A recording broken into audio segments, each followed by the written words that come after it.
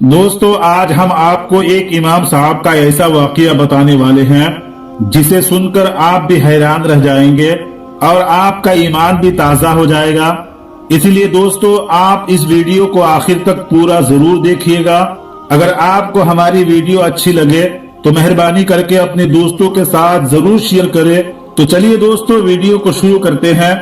अस्सलामु अलैकुम व रहमतुल्लाहि व बरकातुहू। दोस्तों, अफ्रीका के गांव में एक बेहतरीन आलिम दीन को इमाम के लिए मुकर्रर किया गया। इमाम साहब एक आलिम दीन होने के साथ साथ हाफिज भी थे और कुरान पाक की तिलावत बड़े शानदार तरीके से करते थे। वक्त के पाबंद और तकवा वाले भी थे। इसीलिए गांव के सभी लोग इमाम साहब को बहुत पसंद करने लगे और पूरे गांव वाले उनकी इज्जत करने लगे। दोस्तों, इसी वजह से गांव का हर आदमी उस इमाम साहब की दावत करना अपने लिए इज्जत व फख्र समझने लगे और बढ़ चढ़कर गांव वाले इमाम साहब की इज्जत अफजाई करने की कोशिश करने लगे। इसी वजह से गांव में इमाम साहब की खाने की बारी लग गई।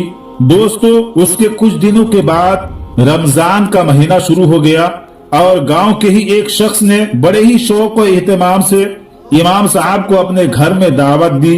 दस्तरखान को तरह तरह के खानों से सजाया। इमाम साहब ने खाने से फारिग होने के बाद खुश होकर घर वालों को दुआएं देते हुए वहां से रुखसत हो गए, यानी कि इमाम साहब वहां से चले गए। दोस्तों, उसके बाद उस शख्स की बीबी दस्तरखान को समेटने के लिए आई तो याद आया कि उसने इस दस्तरखान के पास कुछ पैसे रखी थी जो उसने उठाना भूल गई थी।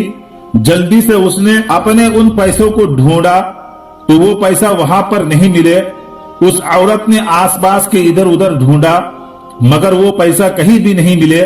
उसके बाद उस औरत के शौहर जब नमाज पढ़ने के बाद घर आया तो उसकी बीबी ने सारा माजरा बयान किया। तो उसके शौहर ने भी उन पैसों के ताल्लुक से ला इल्मी का इजहार किया, यानी कि शौहर ने भी यही कहा कि उन पैसों के बारे में उन्हें नहीं मालूम।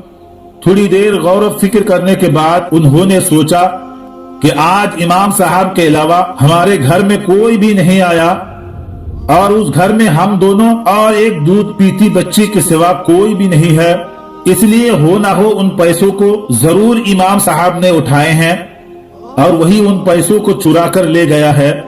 ये सोचकर उस शख्स को इमाम साहब पर बड़ा गुस्सा आया और अपनी बीबी को कहने लगे कि हमने तो इमाम साहब को इस मुबारक और बाबरकत महीने में इतनी अच्छी दावत करवाई मगर इमाम साहब ने हमें बदले में ये सिला दिया।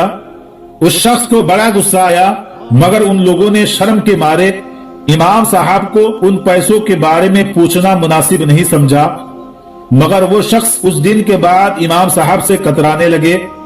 दोस्तों, इस वाकया को पूरा 1 साल हो चुका था। पूरा 1 साल बीत गया। फिर रमजान के महीने उसी घर में इमाम साहब की दावत की बारी आ गई। शौहर ने बीते रमजान के वाकया को सामने रखते हुए बीवी से मशवरा किया कि हम इस बार इमाम साहब की दावत नहीं करेंगे। मगर उसकी बीवी अच्छी थी। वो अपने शौहर को बोली कि हो सकता है इमाम साहब को उस दिन कोई परेशानी या मजबूरी रही होगी, इसलिए उन्होंने वो पैसा उठा लिए होंगे। हमें उनको माफ कर देना चाहिए और इस बार उनकी दावत करनी चाहिए। दोस्तों, शौहर ने अपनी बीवी की बात मान ली और इमाम साहब को फिर से दावत दी गई। शाम के वक्त इमाम साहब आ गए और जब उन्होंने खाना खा लिया तो उस शख्स ने इमाम साहब से कहा, क्या आपने कभी ये महसूस किया कि पिछले रमजान महीने से मैं आपसे कतरा रहा हूँ? तो इमाम साहब ने कहा, मुझे मालूम है। उसके बाद उस शख्स ने इमाम साहब से कहा कि इमाम साहब, मैं आपसे कुछ पूछना चाहता हूँ, आप उसका जवाब सही सही दे दीजिए।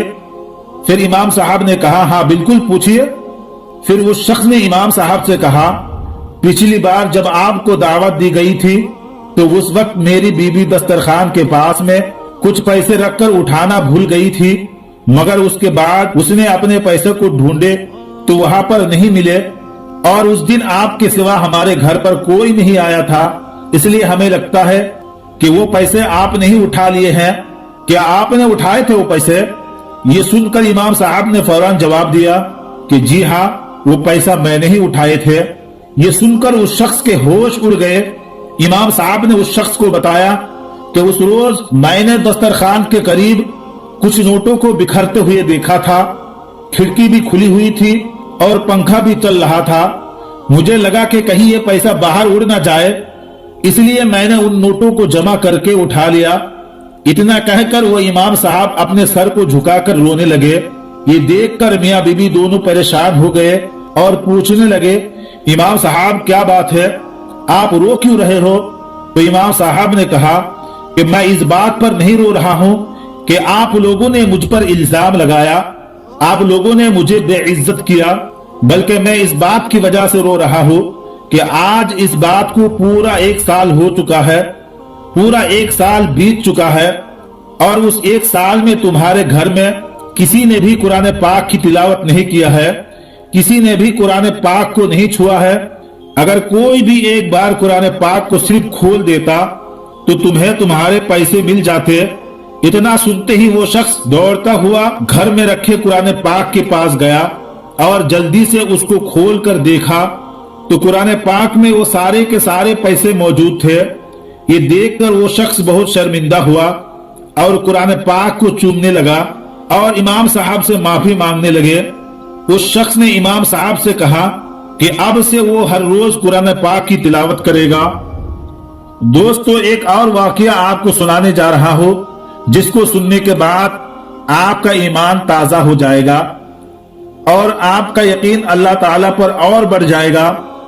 दोस्तों, एक बेवा औरत बयान करती है कि उसका शौहर बगैर बताए हुए कहीं चला गया और फिर मैं उसकी राह तकती रही मगर वो वापस नहीं आए।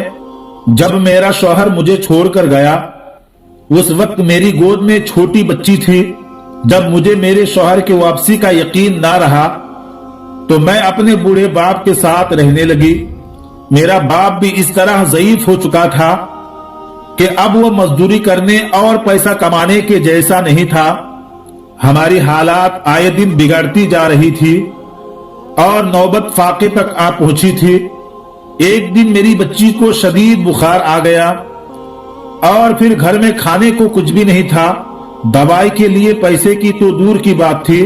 मैं सख्त परेशान की हालत में बैठी रो रही थी। हमारी मदद करने वाला कोई नहीं था। अचानक मेरे दिलो दिमाग में अल्लाह ताला का ये इरशाद आया कि कौन है जो सुनता है जब कोई उसको आवाज देता है तो वो उसकी मुसीबत को दूर करता है, जो कि ये सूरह नमल की आयत है।